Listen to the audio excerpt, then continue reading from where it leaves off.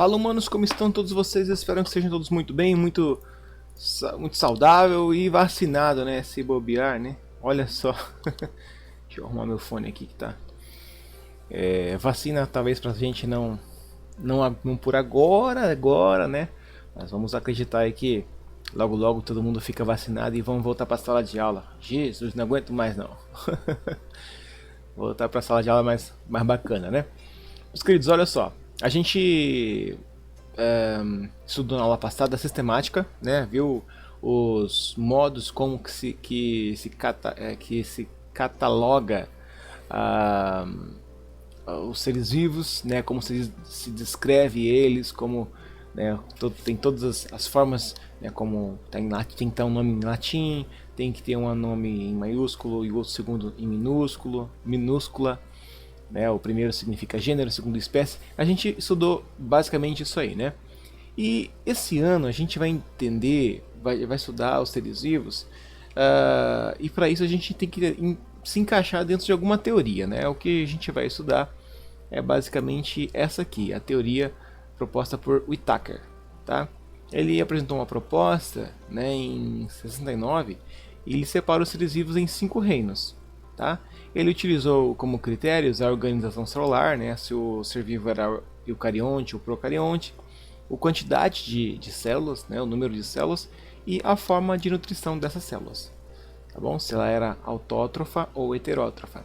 Dessa forma ele conseguiu os seguintes reinos. Né? Ele separou os 5 reinos, que é o Monero, Protista, Fungi, Planta e Animalia. Nós estudaremos nessa ordem aqui esse ano.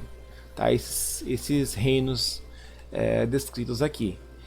Só que antes disso, como já foi falado numa aula anterior, né, sobre questão de teoria celular, né, ano passado vocês também viram isso, né, existe uma estrutura que não possui célula, né, não é feita de célula, mas precisa ter uma célula.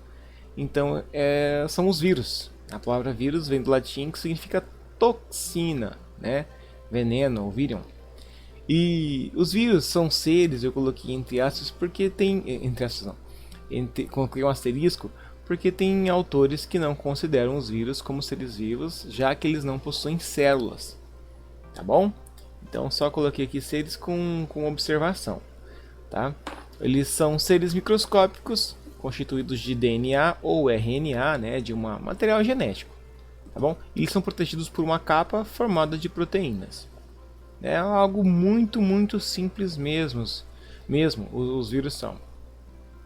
Eles são parasitas intracelulares obrigatórios. Eles precisam obrigatoriamente estar dentro de uma célula, tá? Para eles poderem realizar as suas atividades, as suas funções, né? Eles vão utilizar todos os recursos dessa célula que está viva, obviamente. Tá? As principais características dos vírus eles são, mais uma vez, né, são seres acelulares, ou seja, não possuem células. Suas dimensões variam de 17 nanômetros até 300 nanômetros. Eles são seres diversificados e não possuem um padrão. Tá? São capazes de sofrer mutações, porque basicamente o que eles fazem é colocar o material dele, né, o material genético dele, dentro do material genético da célula, né, ou o contrário. E isso causa isso faz a célula ficar doente, né? Ela não fica uma célula original, ela sofre uma alteração no seu código genético, né? Então eles sofrem mutações, né? De maneira muito rápida, muito fácil, né? Visto aí o Covid, né? Que já tem as variantes, né? No mundo afora.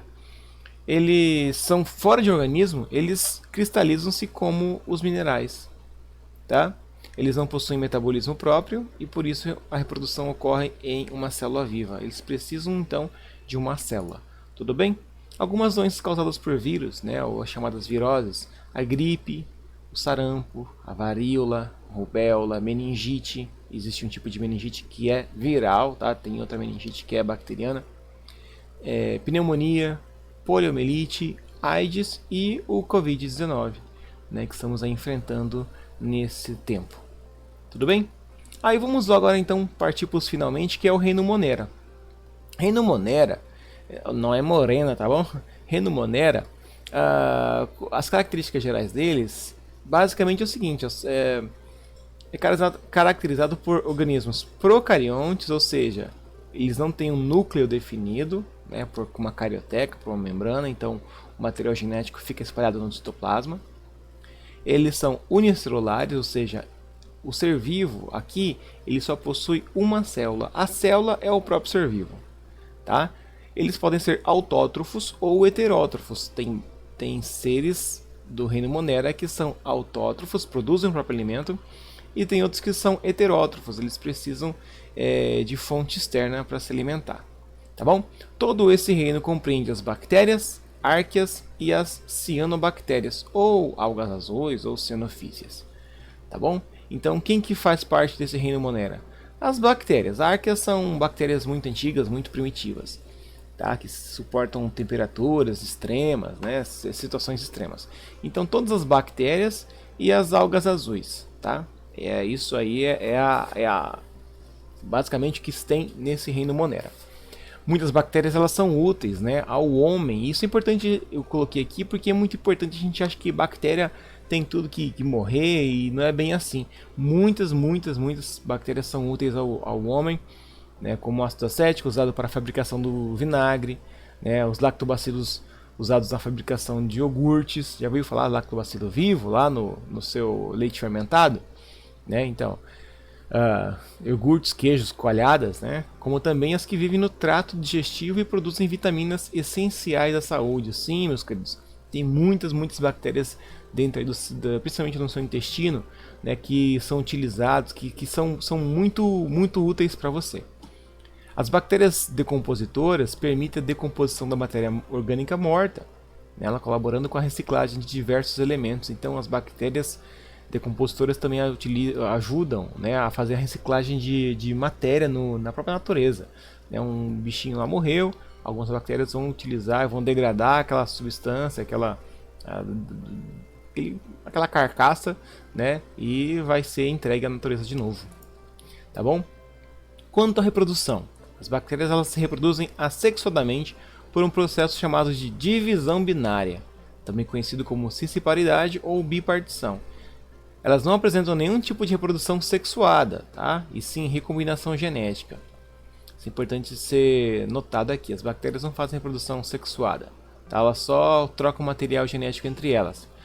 Agora, sobre o processo mesmo da reprodução, de uma virar duas, né? Corre dessa maneira aqui, ó. A bactéria lá, aqui ele está com o material genético juntinho aqui, tá no meio, tá bom? Mas não é carioteca não. Então basicamente, o que esse material genético vai ser dividido, ó, a célula vai sofrer uma lise, né, uma quebra aqui, um rompimento, tá? E aí de uma célula nós temos duas células bacterianas no final do processo. Tudo bem? Aí tem os tipos também de células bacterianas, tá? Elas podem viver isoladamente ou fazer colônias, tá? E elas recebem nomes de acordo com também o seu formato. Então, os bacilos eles apresentam formas alongadas, tá? É um bastãozinho.